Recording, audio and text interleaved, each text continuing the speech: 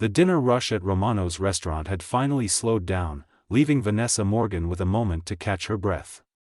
She leaned against the wall near the kitchen, her feet aching in shoes that desperately needed replacing.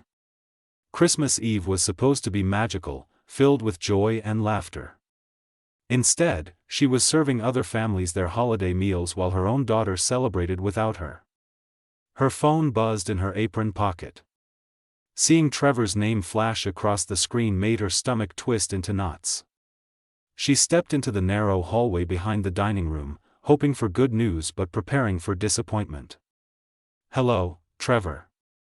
Please tell me I can come see Lily tonight. Just for an hour. It's Christmas Eve."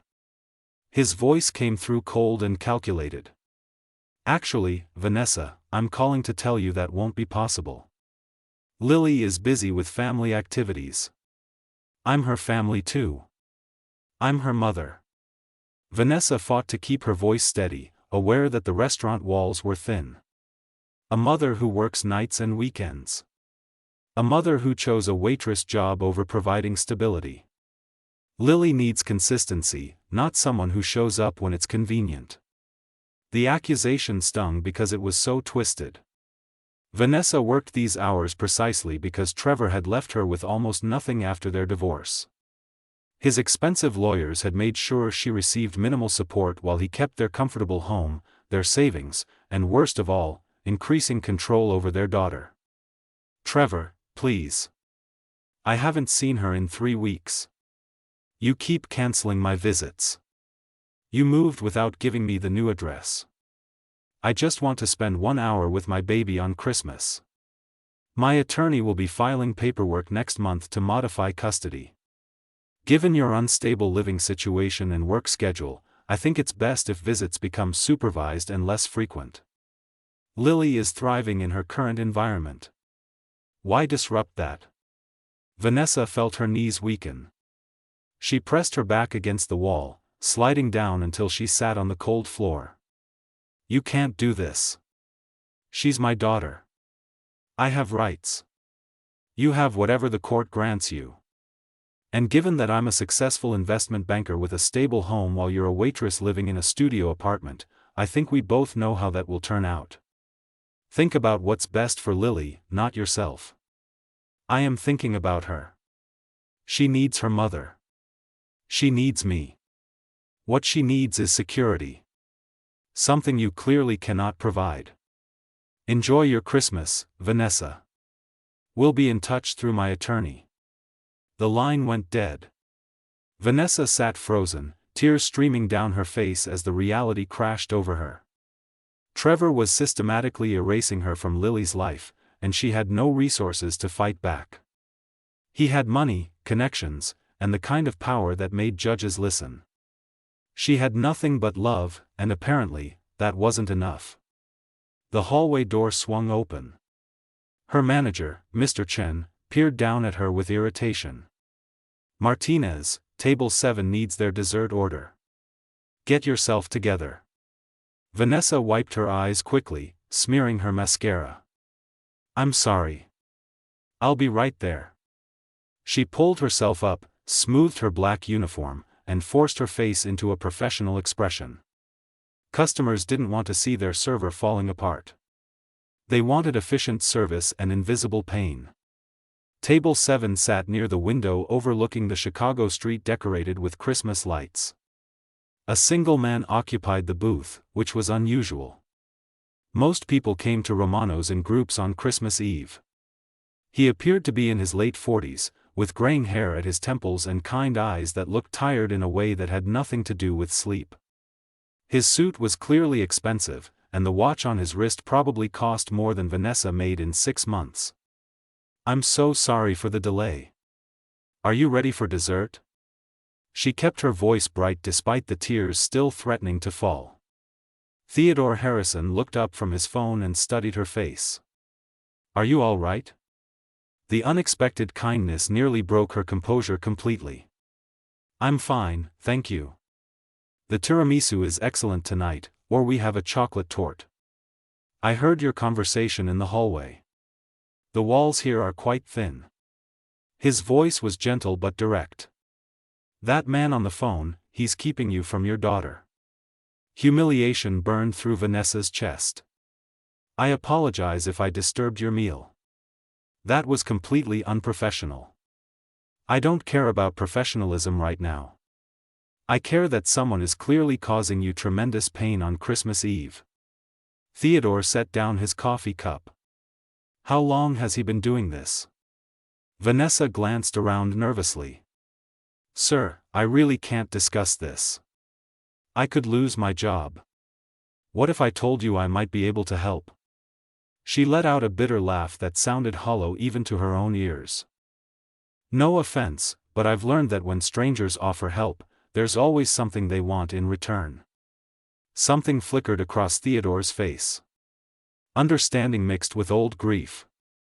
20 years ago, my wife passed away from cancer when our son was only 2 years old. Her parents blamed me. They said if I had caught it earlier, if I had insisted on better doctors, she would have survived. They sued for custody of my son, claiming I was too focused on building my business to be a proper father.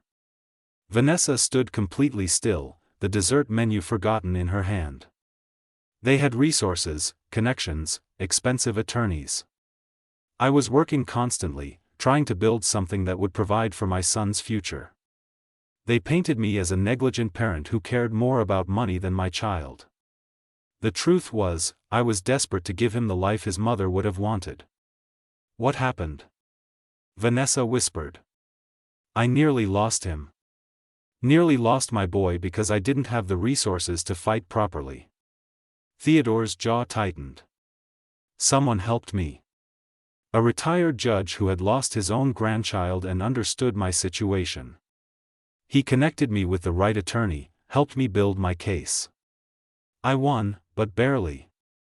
And I promised myself that if I ever encountered someone facing a similar battle, I would help them the way I was helped."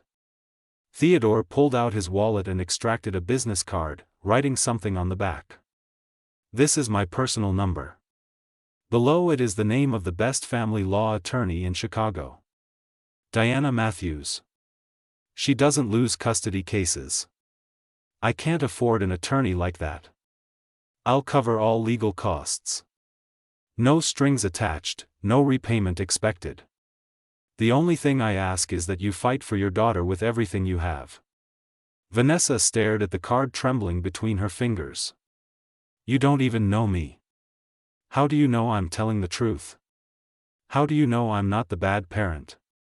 "Because I heard the way you spoke to him. The way you begged just to see her for 1 hour on Christmas. Bad parents don't beg. They demand, they manipulate, they threaten. Good parents fight even when they're exhausted, even when the system feels rigged against them. They fight because love doesn't quit." Theodore stood, placing cash on the table that included a tip larger than what Vanessa would make all night. "Call Diana tomorrow morning. Tell her Theodore Harrison sent you. She'll know exactly what to do." He put on his coat, a long charcoal wool piece that spoke of wealth and success. "And for what it's worth, I'm truly sorry you're spending Christmas Eve this way. No parent should be separated from their child during the holidays. That's just wrong." Theodore walked away, leaving Vanessa standing beside the empty table, clutching a business card that felt like both a miracle and an impossibility. Around her, the restaurant continued its cheerful holiday atmosphere. Families laughed, couples shared desserts, children excitedly talked about Santa's arrival. But Vanessa felt suspended between hope and despair, holding a piece of paper that might change everything or lead to another crushing disappointment. Her phone buzzed again. A photo from Trevor's mother had been posted on social media, clearly meant to hurt her. Lily in a red velvet dress, standing beside an enormous Christmas tree, her little face showing traces of recent tears. Something hardened inside Vanessa's chest. She had been beaten down, pushed aside, and made to feel worthless for too long. Maybe hope was dangerous. Maybe trusting a stranger was foolish. But giving up on Lily was absolutely impossible. She carefully tucked the business card into her pocket, the safest place she could think of, and returned to work. 3 more hours of serving, smiling, and pretending her world wasn't falling apart. But tomorrow morning, she would make a phone call that might change everything. Tomorrow, she would start fighting back with real weapons instead of just tears and prayers. The night stretched ahead with tables to clear, orders to take, and customers to please. But for the first time in months, Vanessa felt something besides despair. She felt the dangerous, fragile stirring of hope. The offices of Matthews Legal Group occupied the 35th floor of the Wellington building, all polished marble and floor-to-ceiling windows that overlooked Lake Michigan. Vanessa sat in the waiting area wearing her only professional outfit, a gray blazer and black pants she had purchased from a second-hand store and carefully pressed the night before. Her hands twisted a tissue into shreds as she waited, surrounded by expensive artwork and furniture that reminded her how out of place she truly was. Diana Matthews appeared precisely at 9 o'clock, emerging from a conference room with the kind of confidence that came from winning battles others thought were lost. She was perhaps 45, with sharp features, dark hair pulled into a sleek ponytail, and intelligent brown eyes that seemed to assess everything in an instant. Her handshake was firm and professional. "Miss Morgan, please come in. Theodore spoke very highly of you." The conference room overlooked the frozen lake, gray and churning under winter clouds. Diana gestured to a leather chair and opened her laptop with practiced efficiency. "I need you to tell me everything. Start from when you met Trevor and don't leave anything out, no matter how embarrassing or painful it seems. I need the complete truth to build your case properly." For nearly 3 hours, Vanessa talked. She described meeting Trevor at a charity gala where she had been hired to serve drinks. His immediate charm and attention had felt overwhelming after years of struggling alone. The whirlwind romance that felt like a fairy tale after her difficult childhood. How he convinced her to quit her job after they married, insisting his income was more than enough for both of them. The pregnancy that seemed to accelerate his need for control. The way he began monitoring her phone calls, questioning her friendships, making her feel guilty for wanting time with anyone besides him. The gradual isolation that happened so slowly she barely noticed until she had no one left. When did it become physical? Diana asked, her fingers never stopping their typing. Vanessa swallowed hard. Lily was about 8 months old. I wanted to visit my cousin who lived 2 hours away. Trevor said no, that it was too dangerous to drive that far with a baby. I went anyway because I needed to see family, needed to feel like myself again. When I came home, he grabbed my arm so hard it left bruises. He said I was being selfish, that I had put our daughter at risk. Did you document the bruises? No. He convinced me it was my fault. That I had provoked him by being defiant. I believed him because by then, I believed everything he said. Diana's expression remained neutral, but something flickered in her eyes. Tell me about the divorce. Vanessa explained how she had finally left after Trevor grabbed Lily during an argument, yanking their daughter out of her arms so forcefully that Lily screamed in pain and fear. That moment had shattered whatever hold Trevor still had over her thinking. She had packed a single suitcase while he was at work and left, moving into a tiny studio apartment that was all she could afford. His attorneys were ruthless during the divorce proceedings. They made me look unstable because I had no job, no savings, no resources. Everything was in Trevor's name. They argued I was financially irresponsible and emotionally fragile. I got minimal support and what was supposed to be shared custody. How minimal was the support?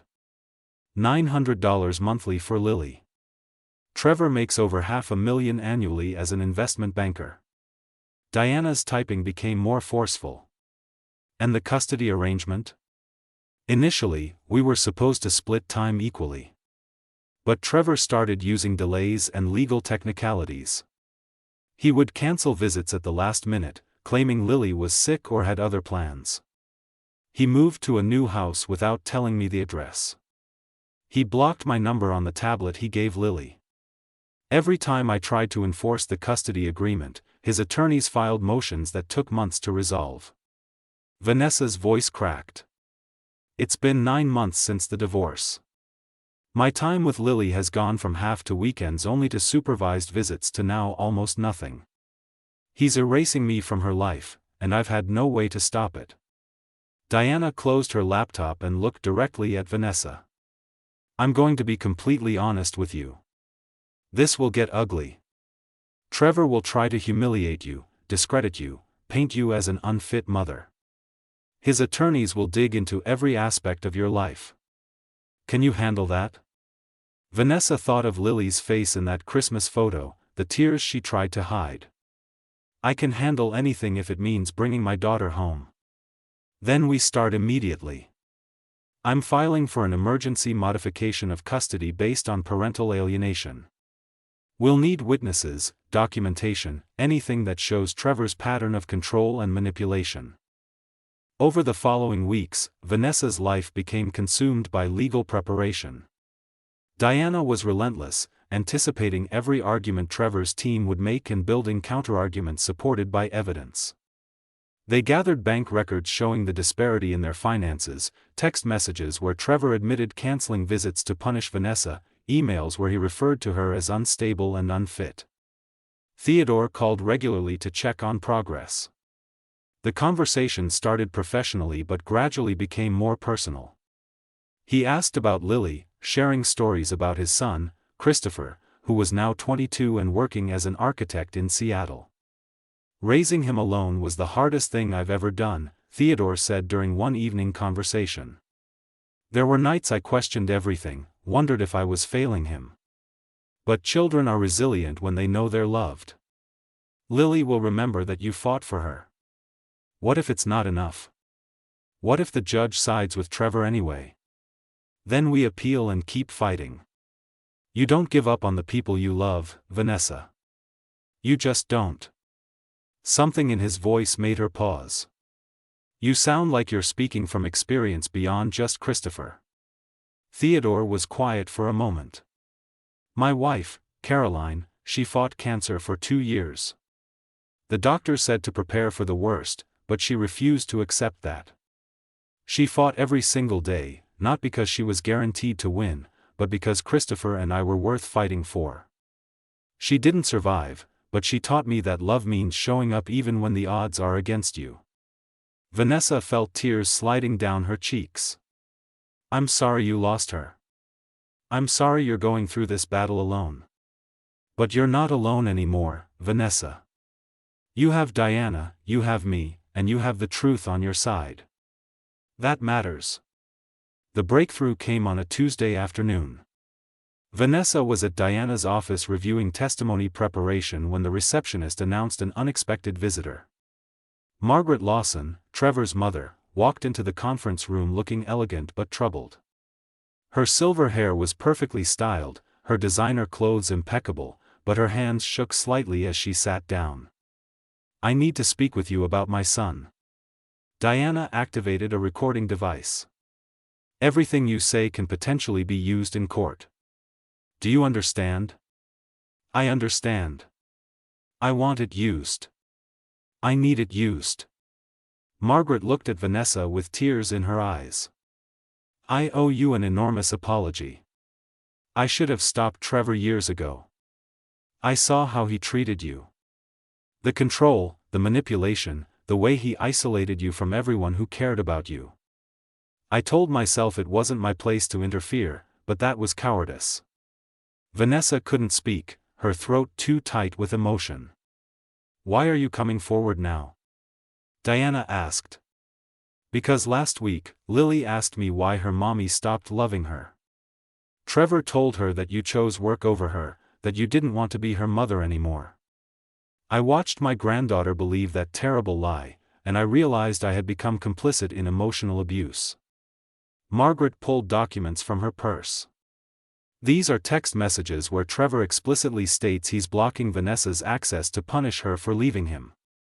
Emails to his attorney where he discusses his plan to gradually reduce her custody until he can file for termination of parental rights. I've been saving everything because some part of me knew this day would come.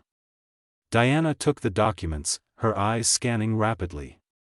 This is incredibly damaging to his case. You understand that testifying will likely destroy your relationship with Trevor? My relationship with my son has been broken for years.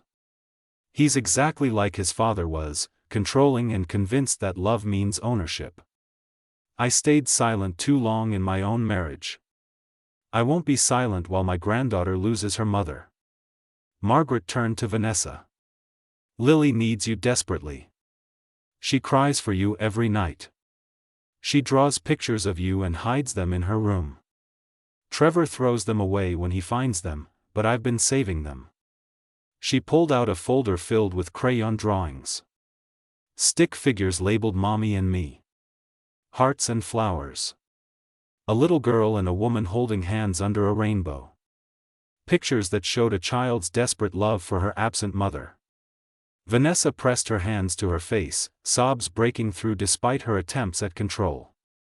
These were pieces of Lily's heart, evidence of a bond that Trevor couldn't destroy no matter how hard he tried. I'll testify to everything I've witnessed. The aggression, the control, the way he uses Lily as a weapon against you. Whatever you need from me, I'll provide it. After Margaret left, Diana turned to Vanessa with something approaching a smile. Won your case. Trevor's own mother testifying against him, combined with documented evidence of parental alienation and manipulation, this is devastating to his position. When do we go to court? I'm filing for an emergency hearing today. Given this new evidence showing ongoing emotional harm to the child, we should get a date within 2 weeks. 2 weeks until everything changed one way or another. Vanessa felt dizzy with hope and terror mixed together. That evening, Theodore invited her to dinner at a quiet restaurant far from the expensive places where people like Trevor dined. He stood when she arrived, pulling out her chair with old-fashioned courtesy that made her heart ache for kindness she had forgotten existed. Diana told me about Margaret. That took tremendous courage. I still can't believe she did it. She's risking her entire relationship with Trevor. She's doing what's right. Sometimes that requires sacrifice. Theodore poured water, his movements careful and deliberate. How are you holding up? Terrified. Hopeful. Exhausted. All of it at once. He smiled gently. That sounds about right for someone fighting the most important battle of their life. They talked through dinner about everything except the case. Theodore told her about building his business from nothing, the failures and successes, the lessons learned. Vanessa found herself sharing childhood memories, dreams she had abandoned, hopes she barely dared to acknowledge. What will you do after you get Lily back? Theodore asked over coffee. You mean when I get her back? When you get her back, he corrected with a smile. I want to go back to school. Finish my degree. Show Lily that it's never too late to pursue your dreams. Maybe study social work so I can help other people going through what I've experienced. Theodore's eyes lit up. That's beautiful. You'd be incredible at that. Something passed between them in that moment, something that felt like the beginning of something neither of them had expected. But Vanessa pushed it aside. She couldn't think about possibilities beyond getting Lily back. Everything else would have to wait. The hearing was scheduled for 2 weeks away. 2 weeks until Vanessa would face Trevor in court and fight for her daughter's future. 2 weeks until everything changed. She went home to her tiny studio apartment and looked at the drawings Margaret had given her. Evidence of a little girl's love that couldn't be erased or manipulated away. Evidence that some bonds were stronger than legal maneuvers and expensive attorneys. Vanessa placed the drawings on her refrigerator where she could see them every morning. Reminders of what she was fighting for.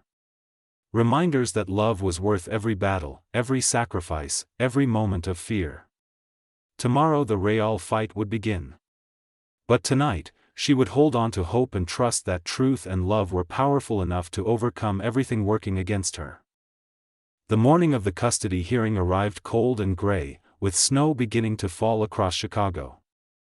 Vanessa stood outside the courthouse, her hands trembling despite the gloves she wore. Diana stood beside her, briefcase in hand, projecting the kind of calm confidence that came from years of winning battles in these halls. "Remember everything we practiced. Answer questions directly, stay calm, and tell the truth. Trevor's attorneys will try to rattle you, but don't let them. You are a good mother fighting for your daughter. That's all the judge needs to see." Theodore appeared from the parking area, brushing snow from his shoulders. He had insisted on attending despite having no official role in the proceedings. For moral support, he had said, though Vanessa suspected it was more than that. Over the past weeks, something had shifted between them, a connection neither had acknowledged but both felt growing stronger. "You ready for this?" Theodore asked, touching her shoulder gently.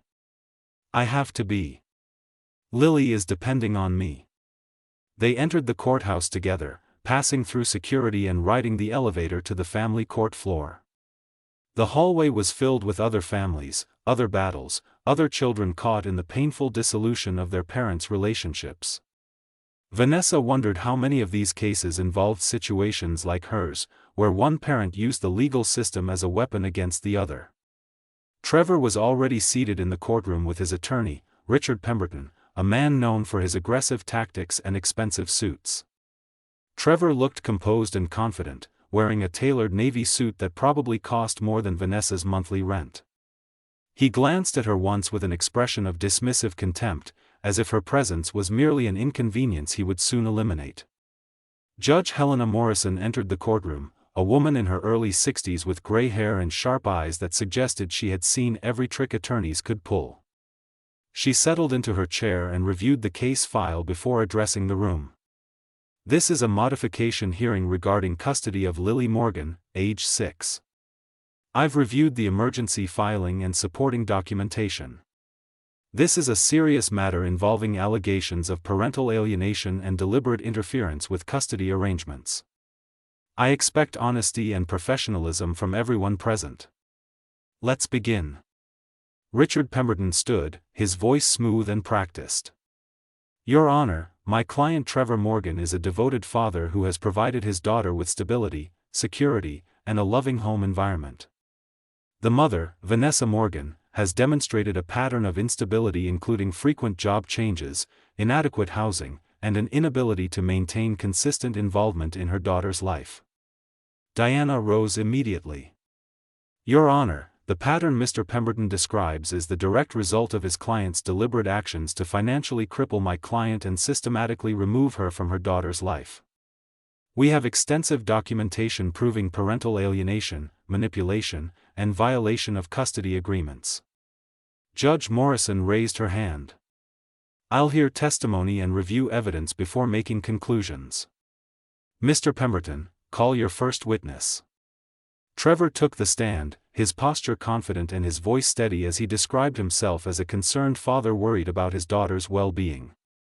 He painted Vanessa as unstable, unreliable, and more concerned with her own struggles than with Lily's needs. "I've had to cancel visits because Vanessa's work schedule was unpredictable. Sometimes she would confirm a visit and then cancel last minute because of her job. Lily was constantly disappointed, and I felt it was better to reduce visits than continue subjecting her to that instability." Diana stood for cross-examination, her expression calm but her questions surgical in their precision. "Mr. Morgan, isn't it true that you moved to a new residence without providing your ex-wife with the address, making it impossible for her to exercise her custody rights?" Trevor shifted slightly. "I moved for Lily's benefit, to a better neighborhood with excellent schools. That's not what I asked. Did you or did you not provide Miss Morgan with your new address as required by your custody agreement?" "I may have delayed providing it." "For 6 months. You delayed for 6 months, during which time Miss Morgan had no way to pick up her daughter for scheduled visits. Isn't that correct? I was concerned about her showing up unannounced and disrupting Lily's routine." Diana pulled out a document. "Your Honor, I'd like to enter into evidence text messages between Mr. Morgan and his mother, Margaret Lawson, in which he explicitly states, and I quote, 'I'm not giving Vanessa the new address. Let her figure it out on her own. Maybe she'll finally give up and leave us alone." The courtroom fell silent. Judge Morrison took the document, reading it carefully, her expression growing stern. "Mr. Morgan, this directly contradicts your testimony. You stated you delayed providing the address out of concern for disruption, but this message suggests your motivation was to prevent contact entirely. Can you explain this discrepancy?" Trevor's composure cracked slightly. "I was frustrated when I wrote that. Vanessa and I had been arguing, and I wasn't thinking clearly. It doesn't reflect my actual intentions." Diana continued, pulling out more evidence. Text messages where Trevor admitted canceling visits to punish Vanessa. Emails to his attorney discussing strategies to reduce her custody. Bank statements showing he paid $900 monthly in child support despite earning over $500,000 annually. "Mr. Morgan, is it true that you told your daughter her mother chose work over her? That she didn't love her anymore?" "I may have said something like that during a difficult conversation." "You told a 6-year-old child that her mother abandoned her, knowing it was a lie. You deliberately damaged that child's relationship with her mother to maintain control. Isn't that the truth?" Richard Pemberton objected, but the damage was done. Trevor's careful facade had crumbled, revealing the controlling, manipulative man beneath. Diana called Vanessa to the stand next. Vanessa's hands shook as she placed them on the Bible and swore to tell the truth, but her voice remained steady as she answered questions about her relationship with Lily, the divorce, and Trevor's systematic campaign to erase her from their daughter's life. "I love my daughter more than anything in this world. I work long hours at 2 jobs because Trevor's support payments don't cover basic necessities. I live in a small apartment because it's what I can afford while saving every penny for legal fees to fight for my child. Every decision I've made has been about getting Lily back." Richard Pemberton's cross-examination was harsh, questioning her choices, her employment, her living situation. But Vanessa refused to be shaken. She answered each question honestly, acknowledging her struggles while making clear that none of them diminished her love for Lily or her ability to be a good mother. Then Diana called Margaret Lawson to the stand. The courtroom atmosphere shifted as Trevor's own mother took her oath and sat down, refusing to look at her son. "Mrs. Lawson, can you describe what you've witnessed regarding your son's treatment of Vanessa Morgan?" Margaret's voice was clear and firm. "My son is a controlling man who learned those behaviors from his father. I watched him isolate Vanessa during their marriage, monitor her activities, and make her feel worthless. I saw bruises on her arms and said nothing because I was afraid of confronting the truth about my own family." Trevor's face went pale. Richard Pemberton objected repeatedly, but Judge Morrison allowed the testimony to continue. "I've watched Trevor deliberately keep Lily away from her mother. He tells Lily lies about Vanessa not loving her. He throws away the pictures Lily draws of her mother. He uses that child as a weapon to punish his ex-wife for having the courage to leave an abusive marriage." Margaret pulled out her phone. "I have recordings of conversations where Trevor admits he's trying to eliminate Vanessa from Lily's life completely. I have text messages where he discusses filing to terminate her parental rights. I've brought all of it because my granddaughter deserves to have her mother in her life." The evidence was devastating. Judge Morrison reviewed documents, listened to recordings, and studied the pictures Lily had drawn. When Margaret finished her testimony, there was no question about the truth of the situation. Judge Morrison called a brief recess before delivering her decision. Vanessa sat in the hallway with Diana and Theodore, barely breathing as she waited for her daughter's fate to be determined. When they returned to the courtroom, Judge Morrison's expression was grave. "I have reviewed all evidence and testimony presented today. This is one of the clearest cases of parental alienation I have encountered in my years on the bench. Mr. Morgan, your actions have been deliberate, manipulative, and profoundly harmful to your daughter. You have violated custody agreements, lied to your child about her mother, and used your financial resources to wage war against a woman whose only crime was leaving an unhealthy marriage." Trevor sat frozen as the judge continued. Effective immediately, primary physical custody of Lily Morgan is transferred to her mother, Vanessa Morgan. Mr. Morgan, your custody is reduced to supervised visitation every other weekend, pending completion of a parental education program and evaluation by a family therapist. You will pay child support calculated at 20% of your gross income, retroactive to the divorce date. You will also reimburse Miss Morgan for all legal fees incurred in this case. Vanessa's hand flew to her mouth, tears streaming down her face. Diana squeezed her shoulder while Theodore reached for her other hand. Furthermore, I am ordering immediate transfer. Miss Morgan, you may pick up your daughter from Mr. Morgan's residence today at 5 o'clock. A court officer will accompany you to ensure a smooth transition. This hearing is adjourned. The gavel came down like a thunderclap of justice. Vanessa sat stunned, unable to fully process what had just happened. She had won. After 9 months of heartbreak and fighting, she had won. Diana was smiling, genuinely smiling. You did it. You got your daughter back. Theodore pulled Vanessa into a hug, and she collapsed against him, sobbing with relief and joy and overwhelming gratitude. Thank you. Thank you for believing in me when I couldn't believe in myself. At exactly 5 o'clock, Vanessa stood outside Trevor's house with a court officer beside her. Her heart hammered as the door opened and Lily appeared, confusion and hope warring on her small face. Mommy? The word was hesitant, as if Lily was afraid to believe. Baby girl, I'm here. Mommy's here, and I'm never leaving you again. Lily launched herself forward, and Vanessa caught her, holding her daughter tight as tears poured down both their faces. Lily's small arms wrapped around her neck with desperate strength. I missed you so much, Mommy. I thought you didn't want me anymore. Never. I never stopped wanting you. I never stopped fighting for you. I love you more than anything in the whole world. They stood there holding each other while the court officer retrieved Lily's belongings. Trevor watched from inside, his face a mask of fury and defeat, but Vanessa didn't care. Nothing he could do would ever separate them again. 3 months later, Vanessa stood in her new 2-bedroom apartment, watching Lily play with her toys in a room decorated with all the drawings she had made over the months apart. The space was modest but filled with light and love and the sound of her daughter's laughter. Theodore had helped her find the apartment, though she was paying rent herself with income from a new job at a non-profit organization helping domestic violence survivors. She had also enrolled in evening classes to finish her degree in social work.